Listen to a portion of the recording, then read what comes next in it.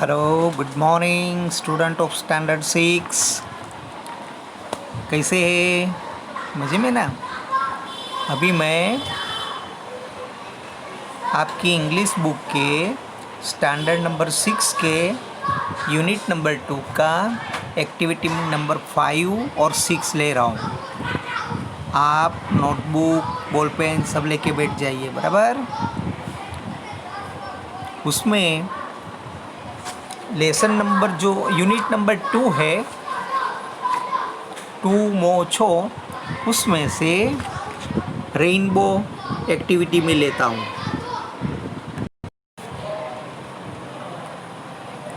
तो सबसे पहले हम पोएम रीड करते हैं, बराबर। Boats sail on the river and ships sail on the seas, but clouds that sail across the sky are prettier than these. There are bridges on the river. There are bridges on the river, as pretty as you please, but the bow that breathes heaven and overtop the trees and builds a road from earth to sky is prettier than this.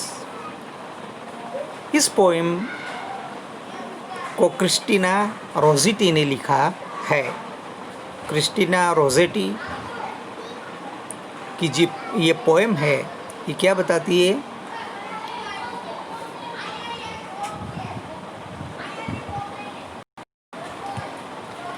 ये बताती है कि we all know that boats are found sailing on the river. Boats कैसी होती है? छोटी होती है, तो वो नदी में चलती है, बराबर। बट शिप्स तो बड़े होते हैं ना, वो कहाँ चलते हैं? सीज में चलते हैं, यानी दरिया में, समंदर में।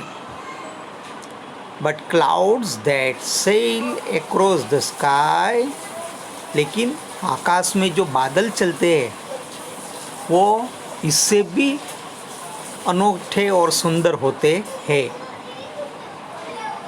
इस तरह से ये पोएम ये समझा रहे हैं। उसके बाद में but the bows that bridges heaven, लेकिन आकाश के अंदर जो पुल है, यानी कौन सा? इंद्रधनुष जिसको बोलते हैं। And over tops the trees, और वो आकाश के भी ऊपर है। And builds the road from earth to sky, और उसने रोड धरती से आकाश तक बनाए हैं। ये सबसे सुंदर दिखते हैं।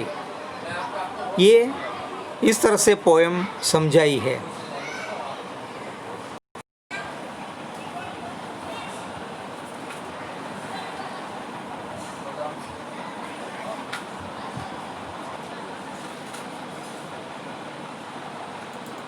तो पोएम के अंदर देखिए, ये नदी है, इसमें छोटी सी बोट चलती है ना, लेकिन शिप बड़े होते हैं, वो समंदर में चलते हैं।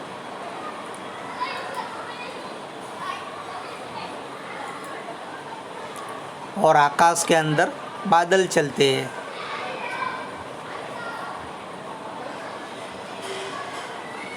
ये बहुत अच्छे दिखते हैं। और नदी के ऊपर पुल होते हैं। There are bridges on the river, और नदी के ऊपर पुल होते हैं। वो अच्छे दिखते हैं।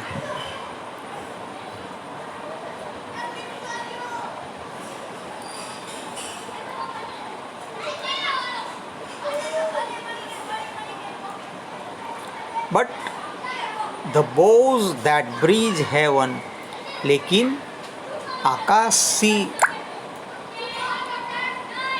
जो ब्रिज होते हैं, यानी इंद्रधनुष, मेघधनुष, वो सबसे अच्छे दिखते हैं। ये देखो यहाँ इंद्रधनुष बताया है ना, बराबर।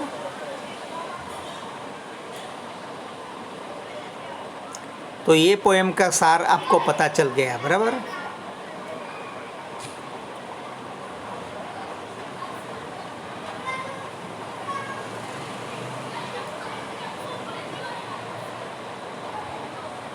ये पोएम आपको ठीक से समझ लेना है, 2-3 बार उसका रीडिंग कर लेना अच्छी तरह से। अभी एक्टिविटी नंबर 6 ले रहे हैं।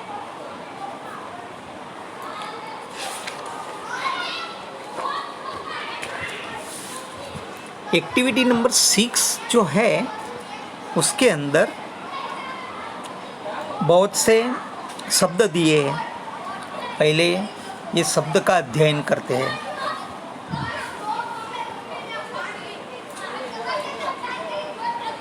इसमें बहुत सारे फ्रूट है, वेजिटेबल है, और अपने त्यौहार जो होते हैं फेस्टिवल उनके नाम है, और ज़रूरी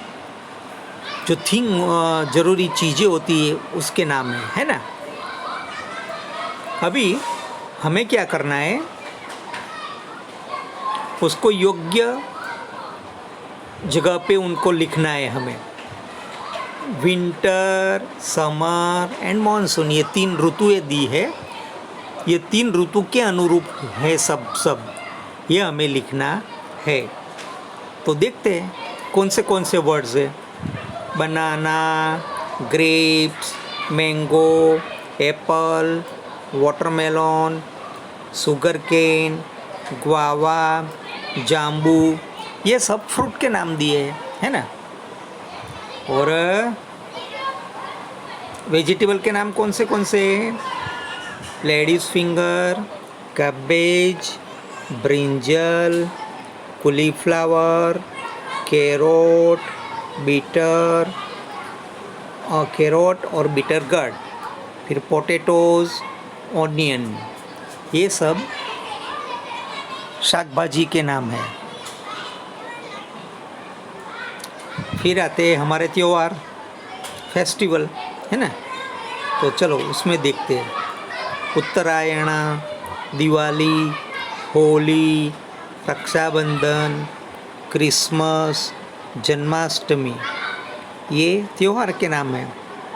अभी उपयोगी चीज़ वस्तुएं उनका नाम है sweater, umbrella, raincoat, scarf, fan, goggles, heater और एयर कंडीशनर। ये सब को हमें विंटर यानी जाड़े की ऋतु, समर यानी गर्मी की ऋतु, और मानसून यानी बरसात की ऋतु, इसके अंदर हमें विभाजित करना है, बराबर। आप ठीक से अच्छी तरह से उसका रीडिंग कर लो और फिर उसको हम विभाजित करेंगे।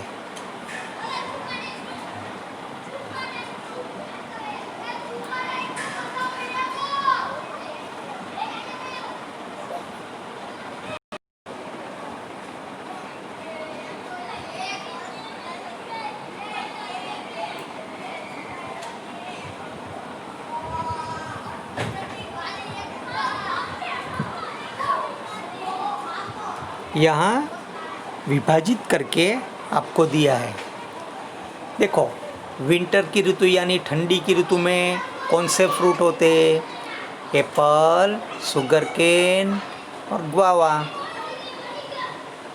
वेजिटेबल में होते cabbage, brinjal, cauliflower, carrot, potato और ऑनियन। और ठंडी की ऋतु के कौन से फेस्टिवल है? तो उत्तरायण वो जनवरी में आती है, क्रिसमस वो दिसंबर में आता है। ये दोनों त्यौहार ठंडी की ऋतु में आते हैं।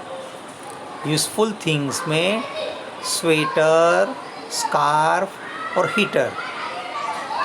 समर ऋतु में ग्रेप्स, मैंगो और वाटरमेलन, ये फ्रूट दिए हैं। और वेजिटेबल में लेडीज़ फिंगर। और गर्मी की ऋतु में होली आती है ना, तो वो होली वो ग्रीष्म ऋतु का त्यौहार है। और यूज़फुल थिंग में आता है फैन, गॉगल्स और एयर कंडीशनर। एयर कंडीशन अपन गर्मी में शुरू करते हैं ना, और गर्मी में ज़्यादा गर्मी होती है तो गॉगल्स पहनते हैं, पंखा चलाते हैं, बराबर। मॉनसून यानी बारिश के दिनों में केले ज़्यादा पकते हैं और जाम्बू मिलते हैं। बेटर गर्ड यानी करेला, मॉनसून में करेला होता है। बिटर गर्ड यानी करेला। और कौन से त्यौहार आते हैं? रक्षाबंधन आता है, जन्माष्टमी आता है, दिवाली आते हैं। ये त्यौहार बारिश के दिन के हैं। और बारिश के दिन में उपयोगी चीज़ कौन सी है? अम्ब्रेला और रेनकोट, है ना।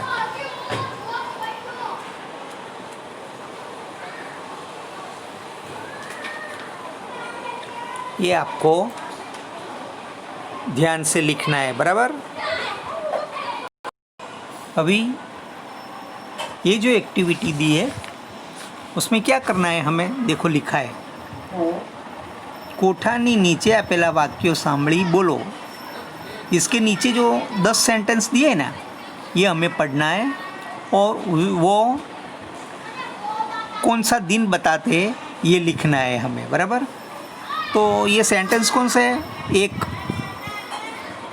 Our teachers talked about it in the assembly. तो हिंदी डे के बारे में।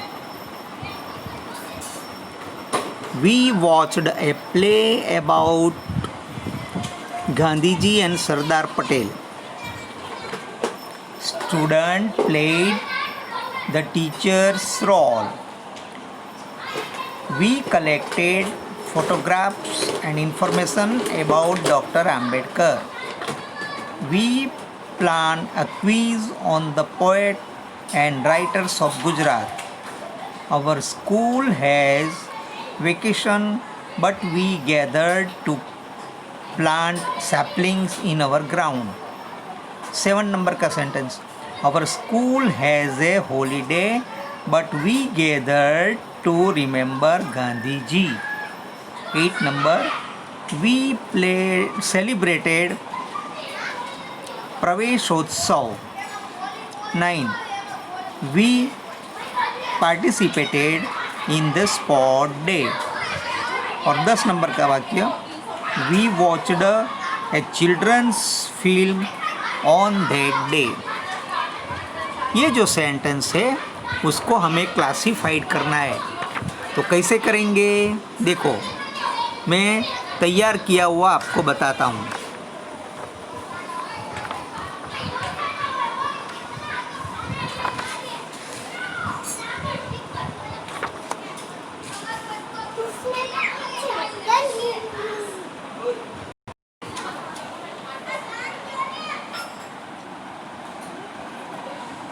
इसके अंदर मैंने